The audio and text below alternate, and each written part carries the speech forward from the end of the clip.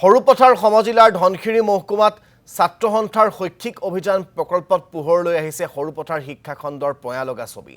গোলাঘাটৰ দক্ষিণ উন্নয়ন শিক্ষা খণ্ডৰ অধীনস্থ 200খনৰো অধিক বিদ্যালয়ত নাই ছাত্ৰ-ছাত্ৰীৰ বাবে পৰ্যাপ্ত সুবিধা।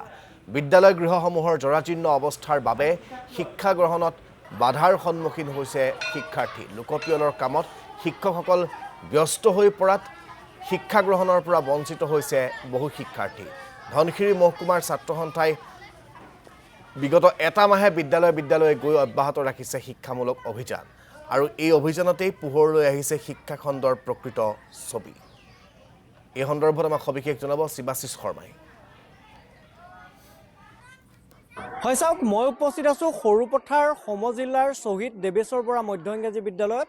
1986 চনত প্ৰতিষ্ঠা হোৱা এই যি মধ্য ইংৰাজী বিদ্যালয় আছে, সেই মধ্য ইংৰাজী বিদ্যালয়খনত বৰ্তমান সময়ত মাত্ৰ দুগৰাকী শিক্ষকে ৭৬জনতকৈ অধিক ছাত্ৰ ছাত্ৰীক পাঠদান কৰিব লগা হৈছে। ইয়াৰ সমান্তৰালভাৱে কিছুদিনৰ পৰা যি লোকপিয়লৰ কাম আৰম্ভ হৈছে, সেই লোকপিয়লৰ কামত এগৰাকী শিক্ষক তাত নিয়োগ কৰা হৈছে।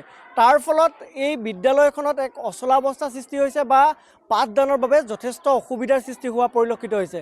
মই সতীৰ্থক দেখুৱাবলৈ অনুৰোধ কৰিছোঁ।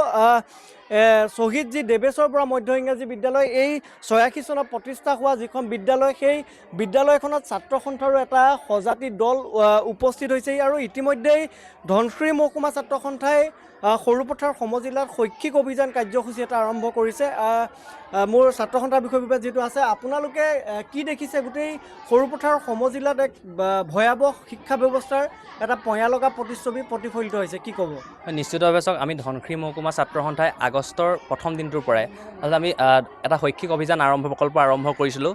এই প্ৰকল্পত আচলতে আমি এটা তথ্য সংগ্ৰহ কৰিছোঁ যে ধনশিৰি মহকুমা বা সৰুপথাৰ সমজিলাৰ শিক্ষা সংমণ্ডলৰ আচলতে কিমানখন স্কুল আছে। আমি গম পালোঁ তথ্য অনুসৰি যে 282খন প্ৰাথমিক বিদ্যালয় বা মধ্য ইংৰাজী বিদ্যালয় আছে আৰু তাৰ পৰিপ্ৰেক্ষিতত 27খন আচলতে উচ্চ মাধ্যমিক বিদ্যালয় আছে। গতিকে এই বিদ্যালয়সমূহৰ পৰা আমি এতিয়ালৈকে বৰ্তমান সময়লৈকে প্ৰায় 150খনৰ অধিক বিদ্যালয়লৈ আমি গৈছিলোঁ, নিজে স্বজমিন তদন্ত কৰিছিলোঁ। আমি গৈ হৈ তাৰ পৰা আচলতে শিক্ষকসকলৰ লগত আচলতে মত বিনিময় কৰি, প্ৰধান শিক্ষক বা অধ্যক্ষৰ লগত মত বিনিময় কৰি, ছাত্ৰ ছাত্ৰীসকলৰ লগত মত বিনিময় কৰি আমি গম পালোঁ যে বৰ্তমান সৰুপথাৰ সমজিলাৰ আচলতে শিক্ষা ব্যৱস্থাটো আচলতে বা বিদ্যালয়সমূহ আচলতে এটা পয়ালগা দৃশ্যত বা জৰাজীৰ্ণ অৱস্থাত পাইছেগৈ। গতিকে এই বিদ্যালয়সমূহ বিভিন্ন ক্ষেত্ৰত, বহু বিদ্যালয় আন্তঃগাঁথনিৰ ক্ষেত্ৰত সবল হ'লেও কিন্তু এনেধৰণৰ ভিতৰুৱা অঞ্চলৰ কিন্তু বিদ্যালয়সমূহ আচলতে কিন্তু আন্তঃগাঁথনিৰ ক্ষেত্ৰৰ পৰা আটাইতকৈ বহুত পিছ পৰি আছে।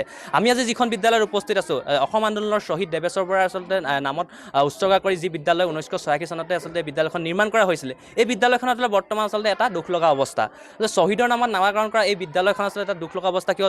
বিদ্যালয়খনত আচলতে 80গৰাকীও ছাত্ৰ ছাত্ৰী ইয়াত অধ্যয়ন কৰিবলৈ আহে আৰু দুগৰাকী মাত্ৰ শিক্ষক, তাৰে এজন প্ৰধান শিক্ষক আৰু বৰ্তমান এজন শিক্ষক, যিগৰাকী শিক্ষক আছে তেওঁক লোকপিয়লৰ দায়িত্বৰ বাবে আচলতে ইয়াৰ পৰা পঠাব লগা হৈছে। গতিকে এজন শিক্ষকে 6, 7, 8 তিনিটা আচলতে এটা জীৱনৰ আচলতে এটা গুৰুত্বপূৰ্ণ শৈক্ষিক সময়, এই সময়ছোৱা আচলতে তেওঁলোকে কেনেদৰে পাৰ কৰি নিব, বৰ্তমান 2 মাহ পৰ্যন্ত আচলতে যি লোকপিয়ল হ'ব, এই লোকপিয়ল আচলতে তেওঁলোকে কি শিক্ষা, পাঠ্যক্ৰমী শিক্ষা আগবাঢ়িব বা কেনেধৰণে আগবাঢ়িব, এই ক্ষেত্ৰত কিন্তু এটা ভয়াৱহতা আচলতে ৰূপ আমি দেখিবলৈ পাইছোঁ। আমি বিভিন্ন ধৰণৰ আচলতে আপুনি চালুক পথাৰ হওক বা জোনাকী পথাৰ, আচলতে বিভিন্ন ধৰণৰ সোণালী পথাৰ বা আমি চুঙাজান অঞ্চলৰ ভিতৰুৱা যি সীমামূৰীয়া অঞ্চল, উৰিয়ামঘাটৰ সীমামূৰীয়া অঞ্চল বা নাওজানৰ যি অসম নাগালেণ্ডৰ সীমামূৰীয়া অঞ্চল, এই বিদ্যালয়সমূহলৈ গৈ আমি দেখিলোঁ যে বহু এনে বিদ্যালয় আছে যি 1980 চন বা 90 দশকতে বা বিভিন্ন সময়তে বিদ্যালয়সমূহ নিৰ্মাণ হৈছিলে। এই বিদ্যালয়সমূহ কিন্তু বৰ্তমান সময়ত শিক্ষকৰ অভাৱত আচলতে এটা বেয়া অৱস্থালৈ গৈছেগৈ। আৰু আমি আচলতে এখন বিদ্যালয়ৰ কথা ক'ব লাগিব, চুঙাজান আচলতে যিখন জনজাতি আচলতে বিদ্যালয় আছে, চুঙাজান জনজাতি আচলতে যিখন বিদ্যালয় আছে, সীমান্ত জনজাতি স্কুল, তাত 350ৰো অধিক ছাত্ৰ ছাত্ৰী, 8টা শ্ৰেণীক আচলতে 4জন শিক্ষকে পাঠদান কৰিব লাগে।